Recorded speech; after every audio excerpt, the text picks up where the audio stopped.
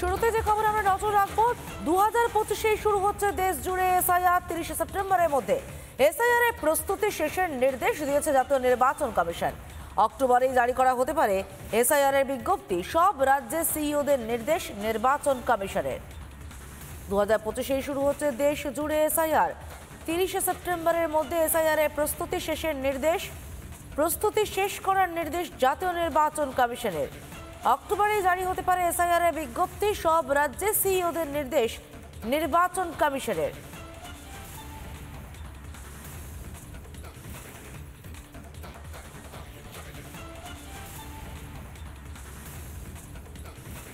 নতুন নয়, 2002 হয়েছে, 2025 হবে।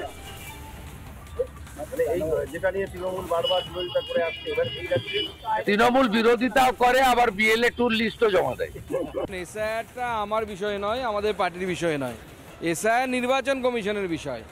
নির্বাচন কমিশন কবে এসআইআর করবেন তাদের উপরে, তারা পুজোর আগে করবে, পুজোর পরে করবেন, তাদের বিষয়। এই বিষয়ে বিজেপির কিছু বলার নেই। বিএলও নিয়ে এসআইআর হবে। বিএলও যারা আছেন তাদের মধ্যে অনেকে যারা কন্ট্রাকচুয়াল লেবার, কন্ট্রাকচুয়াল ওয়ার্ক করছেন, যেখানে বলা আছে অস্পষ্টভাবে সরকারি লোককে, যারা সরকারি চাকরি করেন তাদেরকে দিতে হবে বিএলও। তারপরে কোনো পলিটিক্যাল পার্টি লোককে দেওয়া যাবে না। কিন্তু সবটাই ওদের, যেহেতু ওদের ডিএম, এসপি, তাদের ডিএম, বিডিও ওদের কন্ট্রোলে আছে, সবটাই ওই করছে। তৃণমূল কংগ্রেসের সুপ্রিমো থেকে শুরু করে দলের ছোট বড় মেজর সেজ নেতা বলেছিল পশ্চিমবাংলায় এসআইআর হতে দেবো না।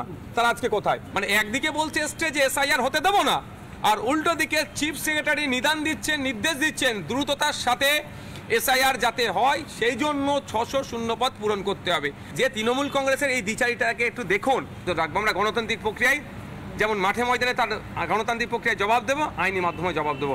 যে ভোটার লিস্টে যেমন দুর্নীতিভাবে কেউ না নাম ঢোকাতে পারে, ঠিক একইভাবে ভোটার লিস্টে দুর্নীতি করে বৈধ ভোটারের নাম না বাতিল হয়। এসআইআর শুরু হয়ে যাবে খুব শীঘ্রই, সম্ভবত পুজোর পরেই এসআইআর। অন্তত সিইওদের বৈঠকে যে নির্দেশ দেওয়া হয়েছে তাতে সেরকমটাই মনে করা হচ্ছে। সব রাজ্যের সিইওদের নির্ঘণ্ট জানাবে নির্বাচন কমিশন। 30 সেপ্টেম্বরের মধ্যে এসআইআর এর প্রস্তুতি শেষ করতে নির্দেশ দেওয়া হয়েছে। অক্টোবরেই জারি হতে এসআইআর এর বিজ্ঞপ্তি। অক্টোবরের শুরুতেই, সম্ভবত পুজোর পরেই এসআইআর এর বিজ্ঞপ্তি জারি করা হতে পারে। সব রাজ্যের মুখ্য নির্বাচনী আধিকারিকদের নির্দেশ নির্বাচন কমিশনের।